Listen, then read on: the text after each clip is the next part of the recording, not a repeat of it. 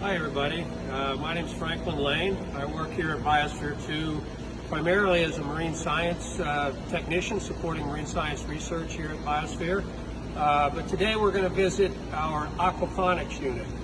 And it may seem odd that an oceanographer is involved with farming, but there is fish in this loop, and we'll show you in just a second. But the aquaponics is an alternative means of growing calories. You know, as our climate changes and population grows, we have less arable land to produce calories for our population. We need other ways of doing that. So one way is with aquaponics. It's very short, concise, but it does produce a lot of calories, as you can see. None of these plants are growing in soil like traditional farming. They're growing in an aggregate of, in this case, lava rock, and we use that because it builds up bacteria more quickly, which is a crucial component of the system. And basically what we have cascading trays of water, pump at the bottom to bring the water back up, and the whole system starts up here with our fish tank. Now you can use almost any type of fish you want. We happen to be using koi. We're coming to the surface now because you think you're going to get fed.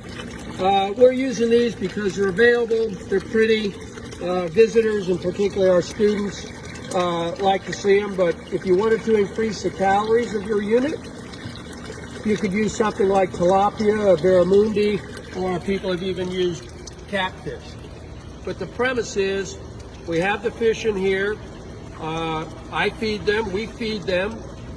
Their waste product, which is primarily ammonium, goes through the rocks that are in the trays that are inoculated with bacteria, and the bacteria takes the ammonia and changes it to nitrite and then nitrate. And nitrate, of course, is fertilizer, and that is what has created this robust community that we have.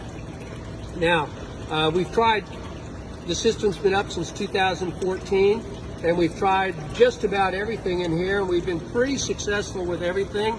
I think the only thing that we really haven't been successful with is corn, but I think that was more farmer error on my part than the corn itself.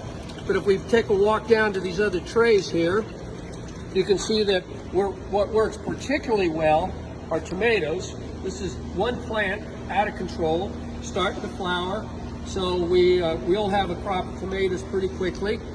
Another thing that tends to do very well are all the leafy vegetables. In this case, you can see this rhubarb is really doing very well. We have rhubarb here, and we have some cucumber plants coming in over here, and that fuzzy stuff over on the other side is asparagus. And again, I'm not a farmer, so I'm learning a lot about these plants as we're going along. We also have a native plant from the Sonoran Desert here, Yerba Mansa, which is pretty cool. It's got some various ethnobotanical uses. Usually you'll find it growing in riparian areas around Arizona, but it means farmhouse herb, so it's got a lot of household uses. Down here, doing particularly well, in fact we have to keep cutting it back, is this rosemary plant, very aromatic. Also down here, this year in particular, we're starting to try some of the different berries, raspberry, blackberries. We haven't grown those before, so they seem to be doing okay. Just recently put in some lemongrass, and again, there's no other rhyme or reason for what we're doing at this point, 6 years into this, other than trying different things. Everything that's growing in here has been, I found by reading the literature, has been successful somewhere else. The only thing that's unique, and I think we're really doing a good job on, are these dwarf lemon trees. And it's just, we had a tremendous bloom this year. The blooms are about dying out, but what we've done, because of the lack of pollinators in Biosphere, we've been doing a lot of self-pollinating. So we simply go by with a little brush like this. You can actually see some of the pollen, yellow pollen on the end of the brush.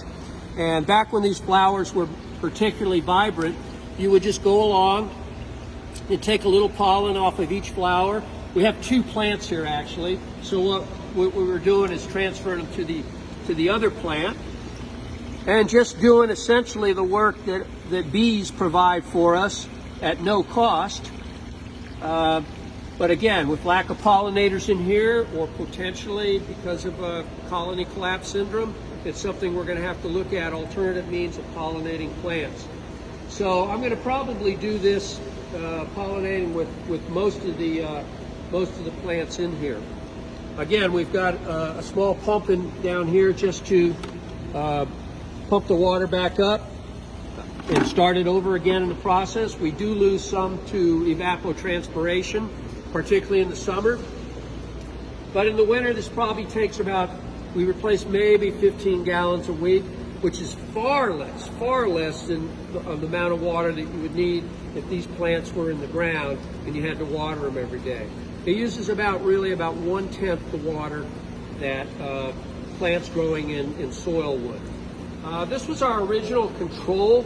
As you can see, it does have soil, and we've tried a couple. We've got a grape plant there and another blackberry plant there. But what's interesting, what the story this tells, is another advantage of aquaponics. Most of these plants, in fact, all of these, we started from seedlings. Okay, so it's very difficult to get a seed to germinate in the rock, in the flowing water.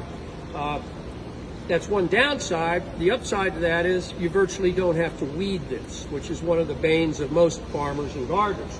But you can see from this, we've got plants in here from all over the biosphere. So obviously we have a very fertile environment in here, but because it's traditional soil, we've had these growing from the savanna, from the down toward the desert, even the rainforest. So a distinct advantage of the aquaponics is you don't have to weed. We monitor the chemistry of the water. The fish really like a good pH of about 8, and so what we normally do if that fluctuates is we can have an organic solution. We can add eggshells. So instead of, all I do is take out some of these rocks in these catchment baskets, put eggshells in, and eggshells have a natural pH of 8. So if our pH is above or below 8, it will bring it to 8. And again, that's what's preferred in my experience for the fish itself. And everything else has been pretty stable over the 6 years. A couple of years ago, we did to get rid of some of the detritus organic material that's going to collect in this anyway as roots die and you don't pull them all out. We put some red wiggler worms in there to continue that process. They will eat that. Their excrement, again, continues to that ammonia, nitrite, nitrate cycle. We've been very successful with the koi, again. And in addition to about 17 koi in there now, we have 2 Plecos, which just keeps the algae down in the water. They do a great job. It's virtually algae clean down there just with those 2 guys working. So this is just a really cool way of, alternative way of growing calories. Another one that we have here in the biosphere is hydroponics. That's very similar. It's in that case though, the roots are just suspended in water and we don't have a nutrient source in the hydroponics, so we have to add the nutrients to the water. Because plants basically, they don't really need dirt. They need something to support them, to hold them up, and they need a means for getting water and nutrients. And if you can provide that, you don't need the dirt. And that's what we do in both hydroponics, aquaponics, mistoponics, you can do for certain plants as well.